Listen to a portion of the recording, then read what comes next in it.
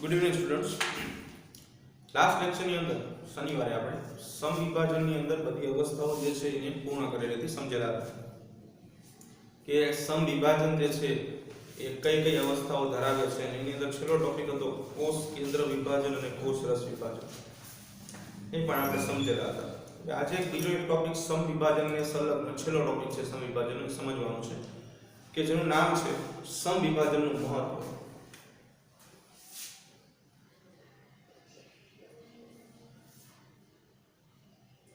સમવિભાજનનું મહત્વ 2 માર્ક કે 3 માર્કની અંદર આવો પ્રશ્ન પૂછાય કે સમવિભાજનનું આગવું મહત્વ શું છે સમજાવો. તો વાત કરીએ સમવિભાજનના મહત્વની, તો સમવિભાજન જે છે દ્વિકીય કોષો પૂરતું મર્યાદિત વિભાજન છે. દ્વિકીય કોષો એટલે કે જેને આપણે 2n પ્રકારના કોષો કહીએ છીએ માં થતું વિભાજન છે. મોટી લાક્ષણિકતા છે એવું ન કહી શકાય કે આપણે એક કોષમાં ન થાય છે, પણ સમય આવતા બધું જોશું આપણે, બરાબર. સાથે સાથે કેટલીક નિમ્ન કક્ષાની વનસ્પતિઓ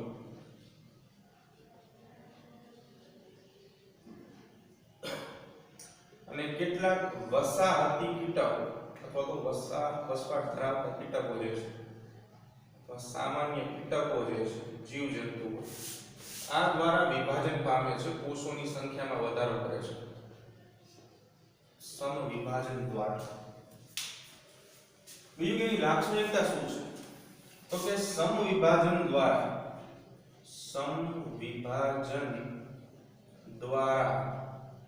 માતૃકોષમાં આવેલ રંગસૂત્રોની સંખ્યા બાળકોષોમાં લાવી શકાય છે. થોડીક સરળ ભાષામાં લખ્યું છે કે જેટલા રંગસૂત્રોની સંખ્યા માતૃકોષમાં હશે એટલા જ રંગસૂત્રની સંખ્યા બાળકોષોમાં લાવી શકાય. બીજા શબ્દોમાં એમ કહી શકાય કે સમવિભાજન થઈ જાય એટલે માતૃકોષમાં રંગસૂત્રોની સંખ્યા અને બાળકોષમાં રંગસૂત્રોની સંખ્યા સમાન થઈ જશે. Simple point. માતૃકોષમાં રંગસૂત્રોની સંખ્યા અને બાળકોષમાં રંગસૂત્રોની સંખ્યા જે એની સરખી થઈ જશે, કોમન થઈ જશે, જેટલી હોય એટલી થઈ જશે.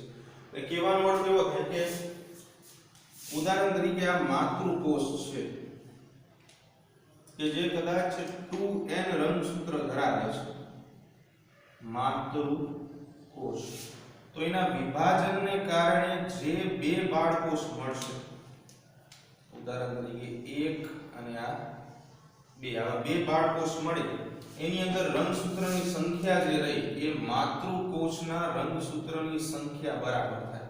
તો આ બેને આપણે શું કહીએ છીએ? બાળકોષો કહીએ છીએ. કે જે શેમાંથી સર્જાય છે? માતૃકોષમાંથી સર્જાય છે. એટલે માતૃકોષમાં જે સંખ્યા છે એ જ બાળકોષોમાં જોવા મળશે. બીજું કે જે બહુકોષી સજીવો છે, બહુકોષી સજીવો કોષ વિભાજન માટે સમવિભાજનનો ઉપયોગ કરે છે.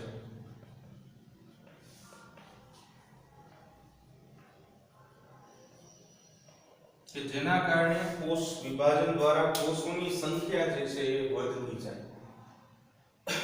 બીજું કે જ્યારે કોષ વિભાજન થાય છે, કોષ વિભાજન વખતે કોષ રસ અને કોષ કેન્દ્ર આ બંને જે છે એ અસંતુલિત અવસ્થામાં આવી જાય છે. તો બે વચ્ચે અસંતુલન સર્જાય છે.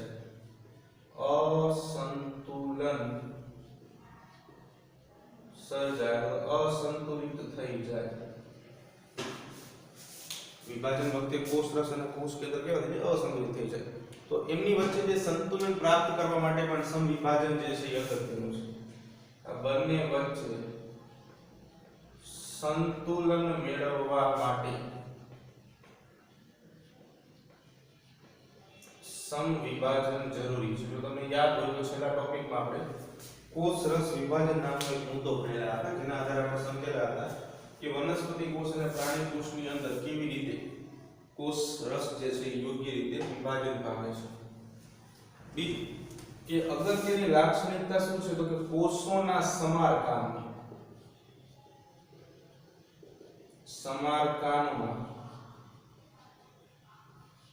ઉપયોગી. કોષોનો સમારકામ એટલે શું? તો કે પ્રાણી શરીરની અંદર ઘણા બધા કોષો આવેલા છે, જે આપણે જાણીશું. આ કોષો જે છે એ ઘણી બધી આંતરક્રિયાઓ અને સાથે સાથે કેટલીક દેહધાર્મિક ક્રિયાઓ દરમિયાન ફસાતા હોય છે, અથવા તો ઘણી વખત કોષો મૃત્યુ પણ પામતા હોય છે. તો એવા સંદર્ભે શું થાય કે જે નુકસાન પામેલા અથવા તો ઘસાઈ ગયેલા કોષો છે એને કદાચ સમારકામ દ્વારા આપણે, જેને આપણે રિપેરિંગ પ્રોસેસ કહીએ છીએ, સારા કરી શકીશું. અથવા તો જે મૃત થઈ ગયેલા કોષો છે એની અંદર એ કોષોને દૂર કરીને આપણે નવા કોષો જે છે એડ પણ કરી શકીએ છીએ. તો એ બધું કોષ સમારકામમાં ઉપયોગી છે. ખાસ કરીને અધિચ્છદીય પેશીનું આવરણ,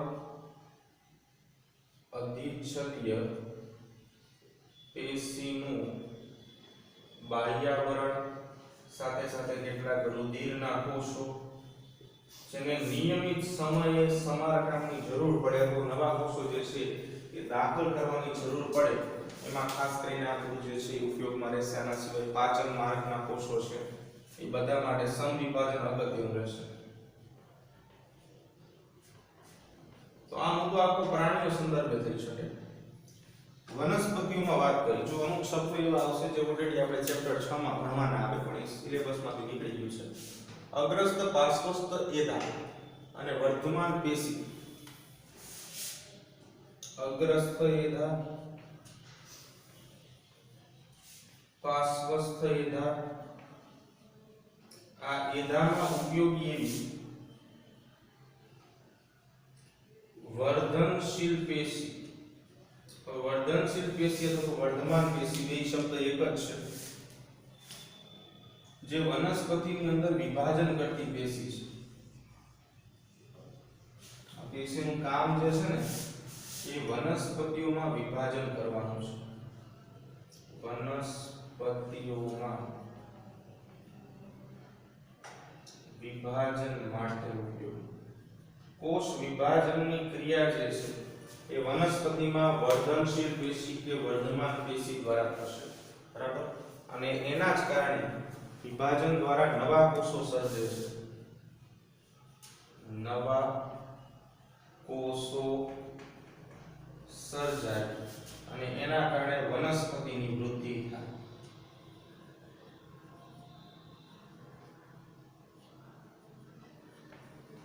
બરાબર? તો આ આખે આખું સમવિભાજનનું મહત્વ છે. 2 માર્ક કે 3 માર્કમાં પૂછાતો પ્રશ્ન.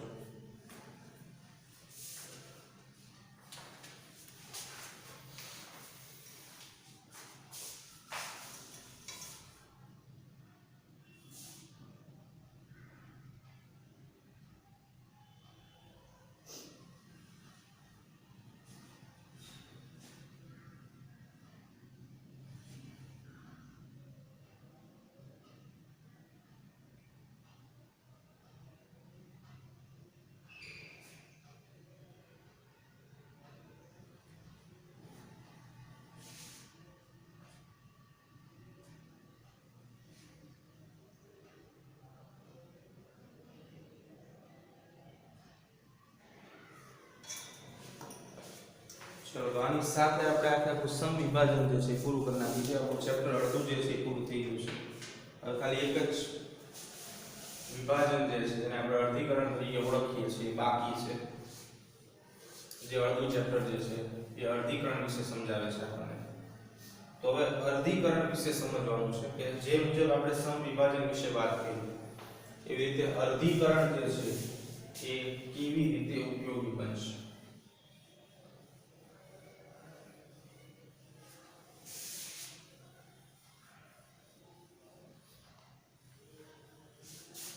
તો સમજીએ અર્ધીકરણ શું કહેવા માંગે છે.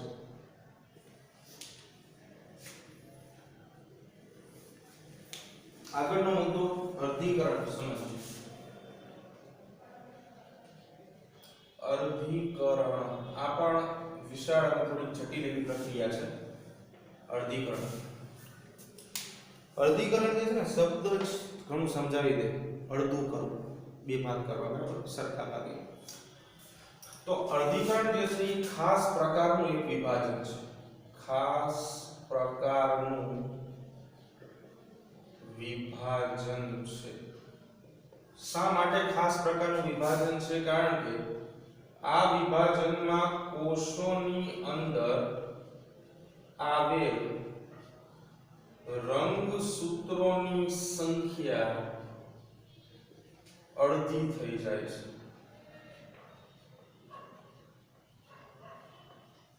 કોષોની અંદર આવેલા રંગસૂત્રની સંખ્યા અડધી થઈ જશે. કેવી રીતે સમજશે? તો ઉદાહરણ તરીકે કોષ વિભાજન પહેલા કોઈ રંગસૂત્ર કોઈ કોષની અંદર 2n પ્રકારના રંગસૂત્ર આવેલા હોય તો વિભાજન બાદ અડધા થઈ જશે, એટલે કે n થઈ જશે. બરાબર? એટલે કહેવાનો અર્થ એવો થયો કે માતૃકોષ માં આવેલ રંગસૂત્રોની સંખ્યા, માતૃકોષ જે છે એની અંદર જે રંગસૂત્ર આવેલા હશે એમાં માતૃકોષમાં આવેલ રંગસૂત્રની સંખ્યા જે છે એ ઉદાહરણ તરીકે 2n હોય તો બાળકોષમાં આવેલ રંગસૂત્રની સંખ્યા જે છે એ કેવી થઈ જશે? અડધી થઈ જશે, એટલે n થઈ જશે. કહેવાનો અર્થ એવો થાય કે અહીંયા જે સંખ્યા છે એની કરતા આ સંખ્યા કેવી થઈ જશે? અડધી થઈ જશે.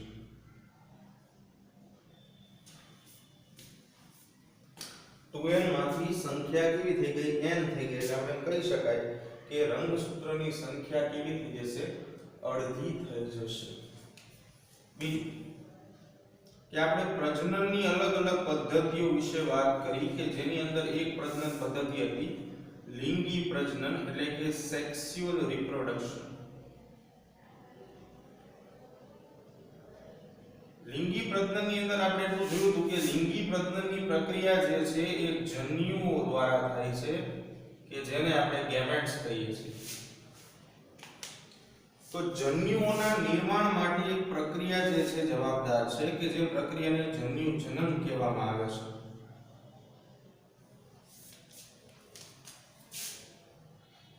એટલે કે જન્યુઓનું નિર્માણ કરતી પ્રક્રિયા અથવા તો જન્યુઓના નિર્માણ સાથે સંકળાયેલ પ્રક્રિયા કઈ છે? તો એ પ્રક્રિયા જે છે ને એને આપણે નામ આપશું જન્યુ જનન પ્રક્રિયા. જો નામ જ એવું છે, જન્યુ એટલે કે ખાલી જન્યુ જે આપણે સમજી છીએ ગેમેટ્સ, જનન એટલે કે એનું સર્જન અથવા તો એનું નિર્માણ કરવું. એટલે જન્યુ જનન એવી પ્રક્રિયા છે કે જે જન્યુઓનું નિર્માણ કરે છે. જન્યુઓ જે છે, જન્યુઓ એટલે કે ગેમેટ્સ, આ જન્યુઓ જે છે એ રંગસૂત્રીય બંધારણની દ્રષ્ટિએ એકકીય હોય છે, એટલે કે સિંગલ n, કે જેને આપણે હેપ્લોઇડ કહીએ છીએ.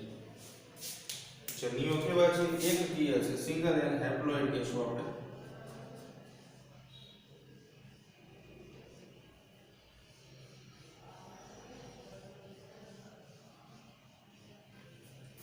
એકકીય જન્યુ જે છે એ બનાવવાનું કરીએ.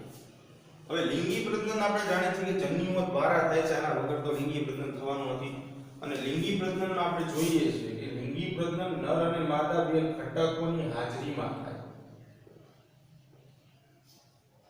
તો લિંગી પ્રજનન માટે એક નર ઘટક જેને આપણે આ રીતે દર્શાવીએ છીએ અને બીજું માદા ઘટક કે જેને આપણે આ રીતે દર્શાવીએ છીએ.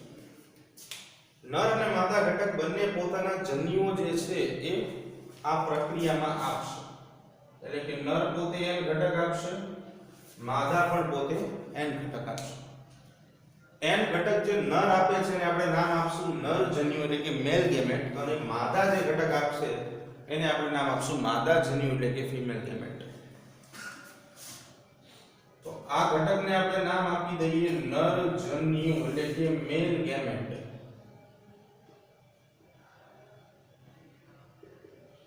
અને આ ઘટકને નામ આપી દઈએ આપણે માદા જન્યુ એટલે કે ફીમેલ ગેમેટ. હવે આપણે જાણીએ છીએ કે નર જન્યુ અને માદા જન્યુ લિંગી પ્રજનનમાં જ્યારે જોડાય છે તો પ્રક્રિયાના અંતે 2n નામની એક રચના બનાવે છે કે જેને આપણે યુગ્મનજ અથવા તો ફલિતાંડ તરીકે ઓળખીએ છીએ, કે બીજા શબ્દોમાં જેને આપણે શું કહીશું, ઝાયગોટ. 2n ફલિતાંડ. 2n જે ફલિતાંડ છે એ કેવો છે? 2n એટલે કે દ્વિકીય અવસ્થા જેને આપણે કહીએ છીએ. ફલિતાંડ 2n છે એટલે કે જેને આપણે દ્વિકીય અવસ્થા અથવા તો ડિપ્લોઇડ સ્ટેજ કહીએ છીએ. તો આ દ્વિકીયમાંથી હવે જો કદાચ આપણે સંતતિ માટે આ 2n માંથી આપણે સમજેલા હતા કે એક કોષમાંથી આખા શરીરનું સર્જન થાય છે, તો આ તો પોતે કોષ 2n છે. હવે કદાચ વિચારો કે અહીંયા એક પ્રાણી બની ગયું છે નર અને માદાના જોડાણથી, કોઈ એક સજીવ બન્યું છે. એ સજીવ 2n પ્રકારનું છે, પણ હવે એ સજીવ પુખ્ત અવસ્થાએ જ્યારે પહોંચી જશે ત્યારે એ પ્રજનનની પ્રક્રિયા કરશે, અને કદાચ એવું ધારી લઈએ કે હવે એ જ સજીવ લિંગી પ્રજનનની પ્રક્રિયા કરશે. તો મોટો પ્રશ્ન એવો થાય કે ભાઈ લિંગી પ્રજનનની પ્રક્રિયા માટે જવાબદાર જન્યુઓ ક્યાંથી લાવવા? કેમ કે ઓલરેડી સજીવનું શરીર જે છે તો 2n પ્રકારનું છે, દ્વિકીય પ્રકારનું છે, અને આપણે જોઈએ છીએ જન્યુઓ કે જે એકકીય પ્રકારના છે. તો આવો પ્રશ્ન જે છે એના હલ કરવા માટે અર્ધીકરણ આવેલું છે. અર્ધીકરણ શું કરે છે? તો કે આવા 2n વાળા ઘટકમાં શું કરી નાખશે? સંખ્યામાં ઘટાડો કરીને અડધી કરી નાખશે. એટલે કે જે દ્વિકીય યુગ્મનજ છે કે જેને આપણે ફલિતાંડ અથવા તો ઝાયગોટ તરીકે ઓળખીએ છીએ, આ ઝાયગોટ જે છે એ અર્ધીકરણની પ્રોસેસમાંથી પાસ આઉટ થશે, એટલે કે પસાર થશે. શું થશે? અર્ધીકરણની પ્રક્રિયામાંથી પસાર થશે, અને અર્ધીકરણની પ્રક્રિયામાંથી પસાર થવાને કારણે એ એકકીય ઘટકો બનાવશે કે જેને આપણે સિંગલ n તરીકે ઓળખીએ છીએ, બીજા શબ્દોમાં હેપ્લોઇડ. અને આ એકકીય ઘટકો જે છે એ જન્યુ સ્વરૂપે નિર્માણ પામશે, અને આ આખી પ્રક્રિયા જે છે એને આપણે નામ આપશું જન્યુ જનનની પ્રક્રિયા, કે જે અહીં આપણે જોઈ. બરાબર? તો આવી રીતે એક લિંગી પ્રજનનને કારણે મળતું જે યુગ્મનજ છે એ એવી રીતે જન્યુઓમાં રૂપાંતરણ પામશે. બરાબર? એટલે કે વનસ્પતિ અને પ્રાણી બંને લિંગી પ્રજનન જે છે જન્યુઓ દ્વારા કરશે. જન્યુઓ. વનસ્પતિઓ અને પ્રાણીઓ આ બંને જે છે લિંગી પ્રજનન કરવા માટે જન્યુઓનો ઉપયોગ કરશે. બીજું કે ડીએનએ આમાં જનરલી અર્ધીકરણ જે છે ને એ અર્ધીકરણની પ્રક્રિયામાં કોષ કેન્દ્ર વિભાજન થશે અને બે ચક્રો બનશે.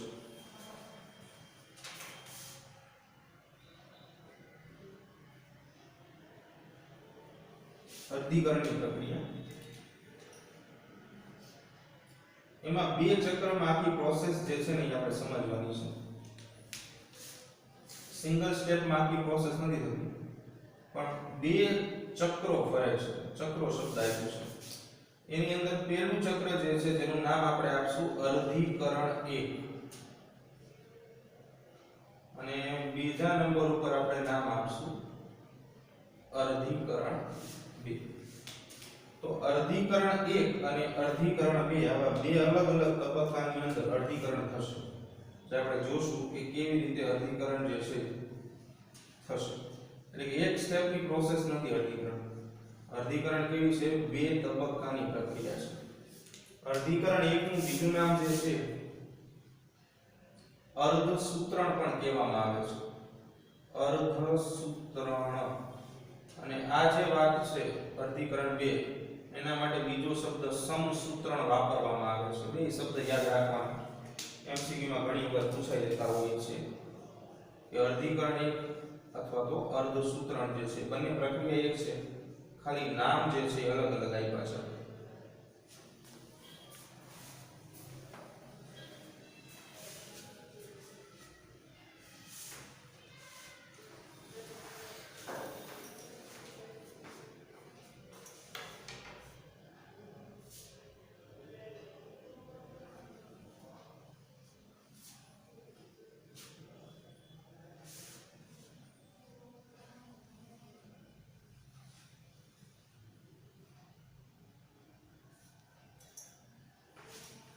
હવે જો આપણે આગળ જોઈએ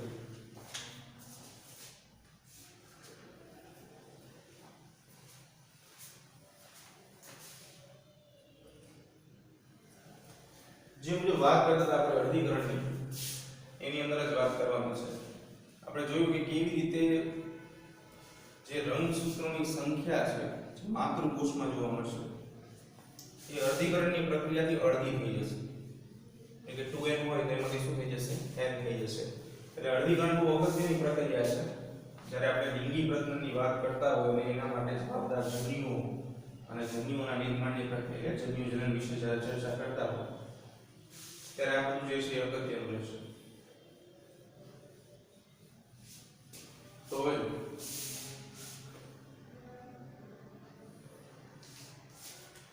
નેક્સ્ટ પોઈન્ટ જોઈએ આપણે કે અર્ધીકરણમાં શું થાય છે. તો બીજું કે અર્ધીકરણની અંદર ડીએનએ સ્વયંજનન એક જ વાર થાય છે. ડીએનએ સ્વયંજનન આપણે સમજી ગયા છે કે એક ડીએનએ માંથી બે ડીએનએ બનવાની પ્રક્રિયા. પણ કોષ વિભાજન જે છે કોષ વિભાજન આ બે વખત થાય છે. ડીએનએ સ્વયંજનન કેટલી વખત થશે? એક વખત થશે, પણ કોષ વિભાજન બે વખત થાય છે. બીજું કે આ પ્રક્રિયા દરમિયાન S તબક્કામાં આ પ્રક્રિયા દરમિયાન S તબક્કામાં આપણે ભણેલા હતા S તબક્કો બરાબર કે જેમાં આપણે ડીએનએ સ્વયંજનનની ચર્ચા કરેલી હતી. માતૃકોષના સ્વયંજનનથી ઉદ્ભવતી બે સમરૂપ લાક્ષણિકતાઓ વાળી રંગસૂત્રિકા માતૃકોષ કે જે મુખ્ય કોષ છે એ માતૃકોષના સ્વયંજનનથી માતૃકોષના જે ડીએનએ છે તેનું રંગસૂત્ર છે સ્વયંજનનથી ઉદ્ભવતી સ્વયંજનન થાય એ આપણે સમજેલા હતા ડીએનએ ની અંદર તમને યાદ હશે કે આવી રીતે આપણી જોડે એક ડીએનએ હોય તો એમાંથી આપણે સ્વયંજનનની પ્રક્રિયાથી બે ડીએનએ જે છે એનું સર્જન કરી દેતા. આવી રીતે બરાબર કે જે ડીએનએ સ્વયંજનન તરીકે ઓળખાતી પ્રક્રિયા છે. એમાં આપણે S તબક્કાની વાત કરે છે કે જેમાં માતૃકોષના સ્વયંજનનથી ઉત્પન્ન થતી બે સમરૂપ લાક્ષણિકતાઓ રંગસૂત્રિકાઓના નિર્માણ ઉદ્ભવતી બે સમરૂપ એટલે કે એકસરખી લાક્ષણિકતાઓ એકસરખી લાક્ષણિકતાઓ ધરાવતી રંગસૂત્રિકાઓ થી અર્ધીકરણની શરૂઆત થાય છે.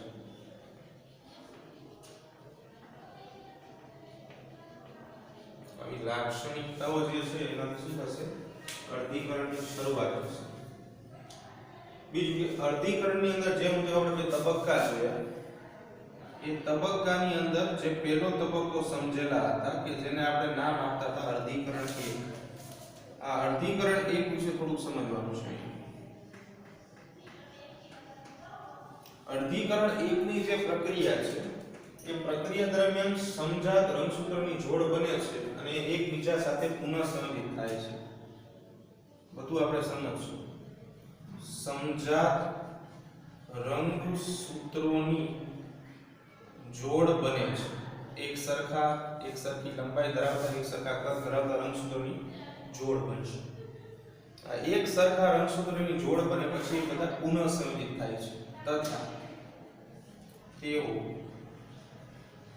પુનઃસંયોજિત થાય છે અથવા તો બીજા શબ્દોમાં તેઓ પુનઃસંયોજન પામે છે. પુનઃસંયોજન પામે છે બરાબર જે અર્ધીકરણ 1 ની અંદર થશે. હવે ખાસ અગત્યનો મુદ્દો એવો છે કે અર્ધીકરણની આખી પ્રક્રિયા પૂર્ણ થઈ જાય અર્ધીકરણની સમગ્ર પ્રક્રિયા પૂર્ણ થવાથી 4 કોષો પ્રાપ્ત થાય છે. 4 કોષો પ્રાપ્ત થાય છે. એમસીક્યુ બની શકે બહુ અગત્યનો પ્રશ્ન કે અર્ધીકરણની સમગ્ર પ્રક્રિયામાંથી અથવા તો આખી પ્રક્રિયામાંથી જો કોઈ કોષ પસાર થઈ જાય તો એક કોષમાંથી કેટલા કોષો જે છે એનું સર્જન થશે? તો જવાબ આવશે 4. એમસીક્યુ અથવા તો 1 માર્કના પ્રશ્નની અંદર આવો પ્રશ્ન જે છે એ પૂછાઈ શકે.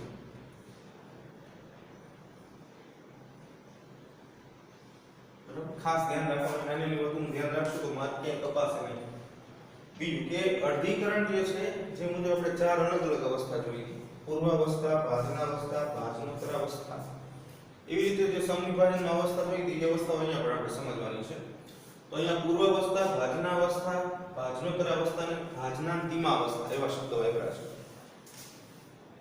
પૂર્વાવસ્થા, ભાજનાવસ્થા, ભાજનોત્તરાવસ્થા અને ભાજનાંતિમાવસ્થા. આવી અલગ અલગ 4 અવસ્થાઓ જે છે એ જોવા મળશે. પણ એમાં ફેર ખાલી એટલો છે કે જે મુજબ હમણાં આપણે વાત કરી હતી કે અર્ધીકરણ 2 સ્ટેપની પ્રોસેસ છે. તો જે પહેલો તબક્કો ચાલતો હશે એટલે કે અર્ધીકરણ 1, તો એના માટે પૂર્વાવસ્થા 1, ભાજનાવસ્થા 1, ભાજનોત્તરાવસ્થા 1 અને ભાજનાંતિમાવસ્થા 1. આવી 4 અવસ્થા બનશે પહેલા તબક્કા માટે કે જેને આપણે કહીએ છીએ અર્ધીકરણ 1 ની અવસ્થાઓ. તો અહીંયા જે આ વાત કરી છે એ અર્ધીકરણ 1 ની અવસ્થાઓ છે. અર્ધીકરણ 1 માટેની અવસ્થા. એવી રીતે આ અર્ધીકરણ 1 જ્યારે પૂરું થઈ જાય એટલે બીજું અર્ધીકરણ શરૂ થાય જેને આપણે અર્ધીકરણ 2 કહીએ છીએ.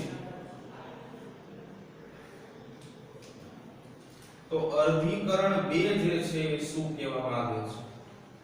તો અર્ધીકરણ 2 ની અવસ્થાની અંદર આ બધી અવસ્થા ક્રમશઃ આવશે. એટલે કે પૂર્વાવસ્થા, ભાજનાવસ્થા, ભાજનોત્તરાવસ્થા અને ભાજનાંતિમાવસ્થા એટલે ભાજનની અંતિમ અવસ્થા. પણ ફેર ખાલી એટલો પડશે કે અર્ધીકરણ 1 માં બધે 1 હતા, એવી રીતે અર્ધીકરણ 1 માં 2 બધે લાગશે. કારણ કે પ્રોસેસ જે છે એ અર્ધીકરણ 2 ની છે. એટલે વંચાય કેવી રીતે? પૂર્વાવસ્થા 1, ભાજનાવસ્થા 1, ભાજનોત્તરાવસ્થા 1, ભાજનાંતિમાવસ્થા 1. અર્ધીકરણ 2 માટે પૂર્વાવસ્થા 2, ભાજનાવસ્થા 2, ભાજનોત્તરાવસ્થા 2 અને ભાજનાંતિમાવસ્થા 2. અવસ્થાઓ કોમન રહેશે, માત્ર આંકડા જે છે જે મુજબ અર્ધીકરણની અવસ્થા ચાલતી હોય, પહેલી હોય કે બીજી હોય એ મુજબ જે છે રહેશે. બરાબર.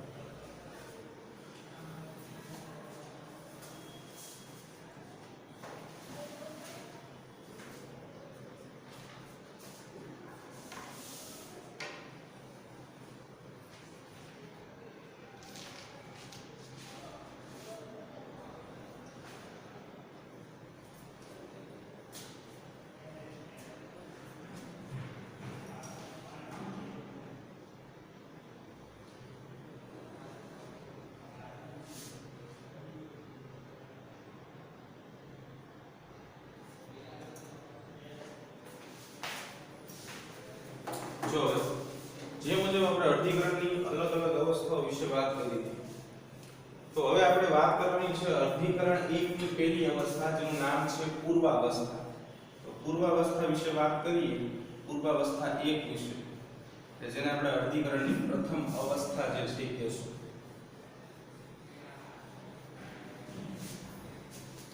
તો સૌથી પહેલા જોઈએ પૂર્વાવસ્થા 1 શું કહેવા માંગે છે. પૂર્વાવસ્થા 1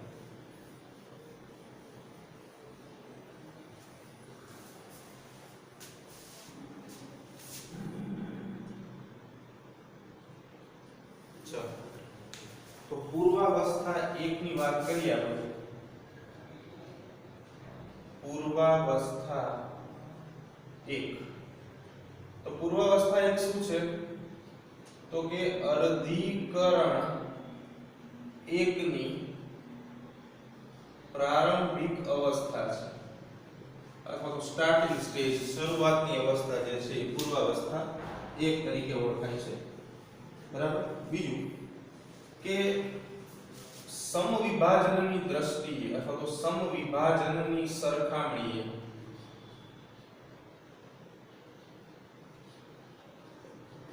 સ્પષ્ટ લાંબી અને થોડી એવી જટિલ અવસ્થા છે. જટિલ અવસ્થા શા માટે છે હવે તમે સમજી શકશો. બરાબર. તો પૂર્વાવસ્થા એક જે છે એને 5 પેટા પ્રકારમાં વિભાજિત કરી છે કે જે એની ઉપઅવસ્થા છે. પૂર્વાવસ્થા 1 5 ઉપઅવસ્થાઓ ધરાવે છે. તો કઈ કઈ અવસ્થાઓ છે એની વાત કરીએ. તો પહેલા નંબર ઉપર લેપ્ટોટીન, બીજા નંબર ઉપર ઝાયગોટીન, ત્રીજા નંબર ઉપર પેક્ટિન, ચોથા નંબર ઉપર ડાયકાઇનેસિસ,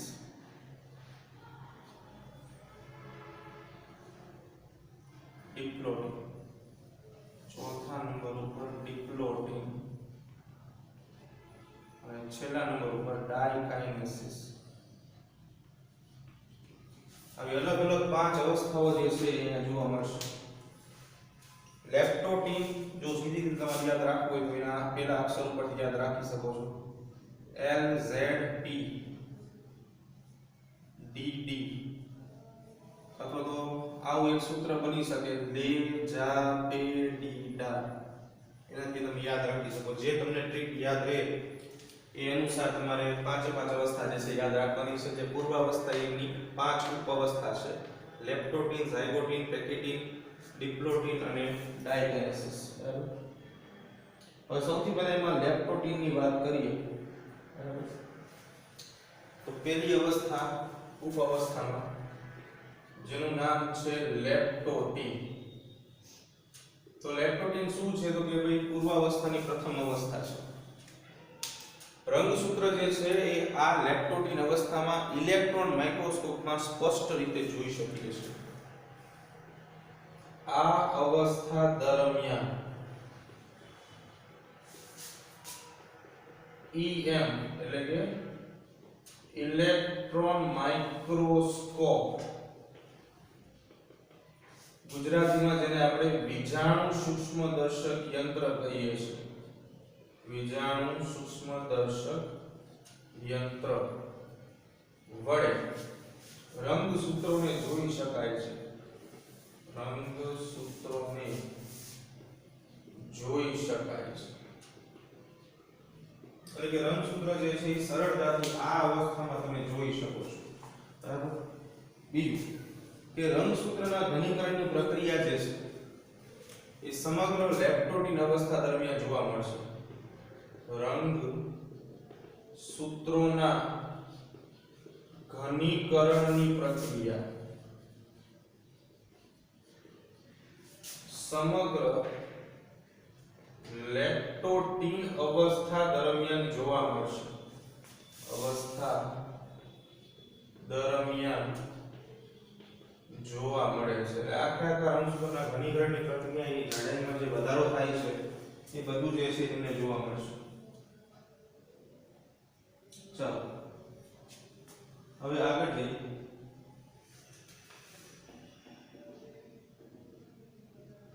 બીજા નંબર ઉપર છે ઝાયગોટીન.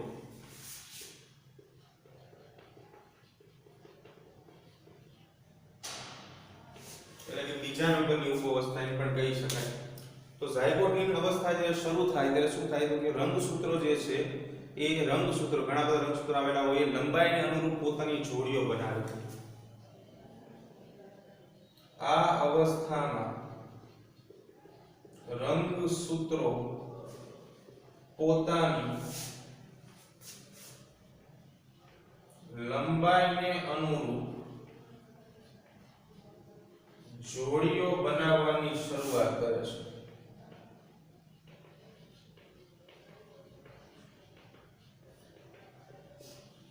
બરાબર. જે રંગસૂત્રની લંબાઈ સરખી હશે એ બધા એકબીજા જોડે શું થશે? જોડીઓ બનાવશે. સાયનેપ્સિસ તરીકે ઓળખવામાં આવે છે. આ જે આખી પ્રક્રિયા છે આ પ્રક્રિયાને સાયનેપ્સિસ કહે છે. અને જે જોડીઓ બને છે આવા રંગસૂત્રોને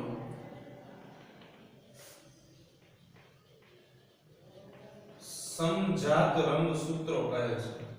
કે જે રંગસૂત્રો એકબીજા સાથે પેર બનાવે, જોડીઓ બનાવે, એવા રંગસૂત્રોને આપણે શું કહીશું? સમજાત રંગસૂત્ર તરીકે ઓળખશું. બીજું કે સાથે સાથે આગળ જે વાત કરીએ આપણે કે સાયનેપ્સિસ જે છે તે અવસ્થા બનાવે છે જેને આપણે સિનેપ્ટોનિમલ સંકુલ કહેવામાં આવશે. સિનેપ્ટોનિમલ સંકુલ વ્યાખ્યા સ્વરૂપે પૂછાય એક માર્કમાં. તો સિનેપ્ટોનિમલ સંકુલ જે છે શું કહેવા માંગે છે? તો આગળ એક સાયનેપ્સિસ નામની પ્રક્રિયા સમજી આપણે અહીંયા કે જેની અંદર શું હતું કે રંગસૂત્રો જે છે પોતાની લંબાઈને અનુસાર જોડીઓ બનાવે. તો જે આ જોડીઓ બનેલી પ્રક્રિયા છે એટલે કે સાયનેપ્સિસ પ્રક્રિયાને માઇક્રોસ્કોપ, અહીંયા માઇક્રોસ્કોપ પણ એમ જ વાપરવાનું છે, ઇલેક્ટ્રોન માઇક્રોસ્કોપ, એટલે સાદા માઇક્રોસ્કોપમાં જોઈ શકાય નહીં. પ્રક્રિયાને જોતા એક જટિલ સંરચના જોવા મળે છે જેને સિનેપ્ટોનિમલ સંકુલ તરીકે આપણે ઓળખશું. એટલે સિનેપ્ટોનિમલ સંકુલ જે છે એ ઝાયગોટિન અવસ્થામાં સાયનેપ્સિસ બાદ જોવા મળશે. બીજું કે આ સંકુલ જે છે એનું નિર્માણ કોના દ્વારા થાય છે? તો કે સાયનેપ્સિસની પ્રોસેસ ક્યાં થાય છે? એટલે કે આ સંકુલનું નિર્માણ ત્યારે જ થાય છે જ્યારે સમજાત રંગસૂત્ર જોડાય છે. એટલે કે નિર્માણ જે છે એ સમજાત રંગસૂત્રો દ્વારા થાય છે. સમજાત રંગસૂત્ર ભેગા થઈને આખું સંકુલ બનાવશે. અને આ સમજાત રંગસૂત્રની જે અવસ્થા છે એ અવસ્થાને આપણે દ્વિસૂત્રી અથવા તો ચતુસૂત્રી અવસ્થા કહીશું. સમજાત રંગસૂત્રોની આ અવસ્થા દ્વિસૂત્રી કે ચતુસૂત્રી સ્વરૂપે હોય છે. દ્વિસૂત્રી બે સૂત્રો ધરાવતા હોય, ચતુસૂત્રી ચાર સૂત્રો ધરાવતા હોય. સેન્ટ્રોમિયર દોર્યા છે.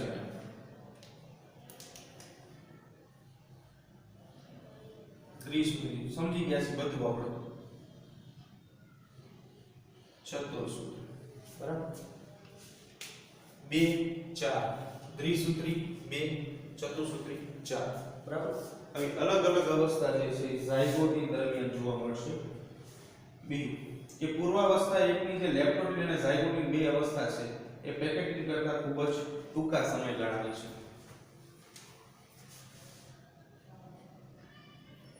લેપ્ટોટિન અને ઝાયગોટિન કોની પેટા અવસ્થા છે? પૂર્વાવસ્થા એક. એટલે કે આ બે અવસ્થા છે, આ બંને અવસ્થા એ આના પછીની અવસ્થા. પેલી બે અવસ્થા જોઈ લીધી છે આપણે, ત્રીજી અવસ્થા પેકેટિન જોવાની છે. આ બંને અવસ્થા પેકેટિન કરતા ટૂંકા ગાળાની છે. ટૂંકા ગાળાની છે એટલે કે બંને અવસ્થાનો સમયગાળો પેકેટિન કરતા ઓછો છે.